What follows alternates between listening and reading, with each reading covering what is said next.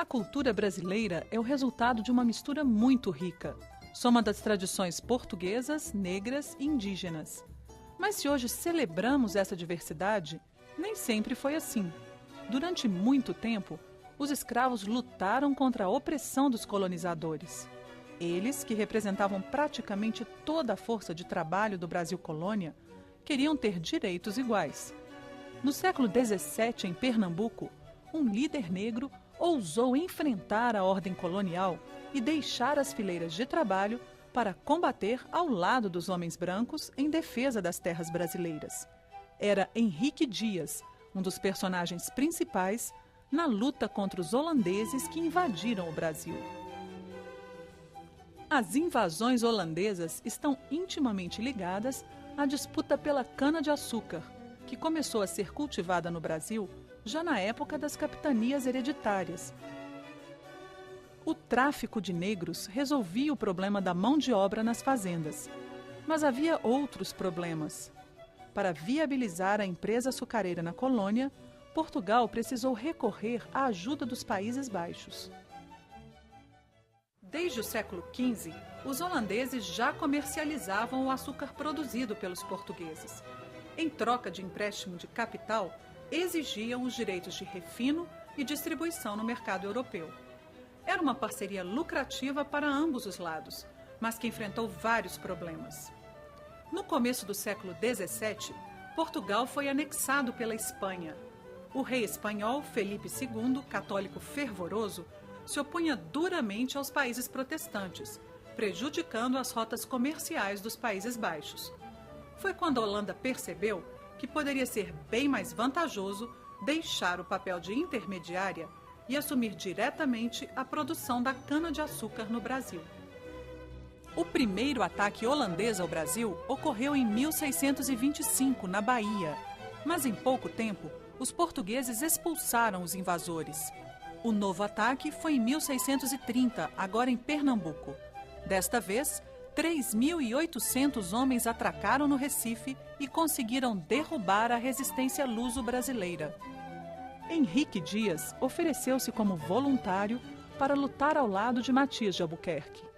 Filho de escravos africanos, era reconhecido como uma liderança negra, destacando-se desde as primeiras batalhas. Foi capturado em 1635, mas confundido com os escravos, conseguiu fugir e rumar até a Bahia, onde as forças brasileiras estavam se reagrupando. Por ser um eficiente chefe militar, também foi recrutado pelas autoridades portuguesas para capturar negros fugidos nos quilombos de Pernambuco, Alagoas e mesmo da Bahia. Quer dizer, se por um lado ele caçava escravos fugidos, quilombolas, portanto, a mando da coroa portuguesa, por outro ele lutou e reclamou junto à coroa portuguesa a libertação daqueles que haviam lutado com ele para a defesa do Reino de Portugal. Devido aos serviços prestados, Henrique Dias recebeu títulos de fidalgo e foi condecorado com a Ordem de Cristo. Dizem que foi o primeiro negro letrado do Brasil. Teria até escrito cartas ao rei de Portugal. Henrique Dias, ele está nessa posição ambígua, mas essa posição ambígua, por outro lado, permitia a ele o quê? Defender interesses da população africana e dos descendentes de africanos nesse período. Então, conseguir essa posição de destaque, de comando, de hierarquia, essa posição de autoridade, a ponto de exigir tratamento igual ao tratamento dado pela coroa, aos portugueses, isso é uma vitória fantástica para os africanos e seus descendentes naquele período. Mas o domínio holandês já estava posto. Aos poucos, os invasores conquistaram os senhores de engenho, que viam nos estrangeiros a possibilidade de investimentos.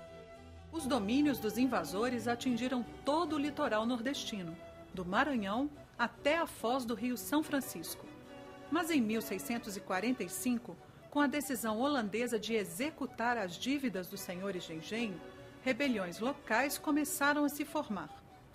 Pela primeira vez no Brasil, negros, índios e brancos organizaram-se para lutar juntos e expulsar os invasores. Foi um marco para a nossa história. Considera-se, inclusive, que o exército brasileiro nasceu naquele momento. A revolta contra o domínio holandês foi liderada pelo rico senhor de engenho João Fernandes Vieira. O movimento ficou conhecido como a Insurreição Pernambucana. Na Batalha das Tabocas, as forças brasileiras venceram o exército holandês. A união de tropas negras e indígenas configurou-se como a melhor tática para superar os invasores. Na Batalha de Porto Calvo, Henrique Dias foi atingido e perdeu a mão esquerda. Mesmo assim, continuou firme na luta, ao lado de Vidal de Negreiros e Felipe Camarão. Como mestre de campo, Henrique Dias liderou combatentes nas 2 batalhas dos Guararapes. Era a consagração das forças brasileiras. Ferido em combate, não resistiu e faleceu sem ver a vitória final, que veio em 1653, quando uma poderosa esquadra portuguesa chegou ao Recife. Os holandeses foram então cercados e se deram por vencidos poucos dias depois. Pela bravura, Henrique Dias é reconhecido como um dos patronos do Exército Brasileiro. Por representar a Força Negra, ele é um dos construtores do Brasil.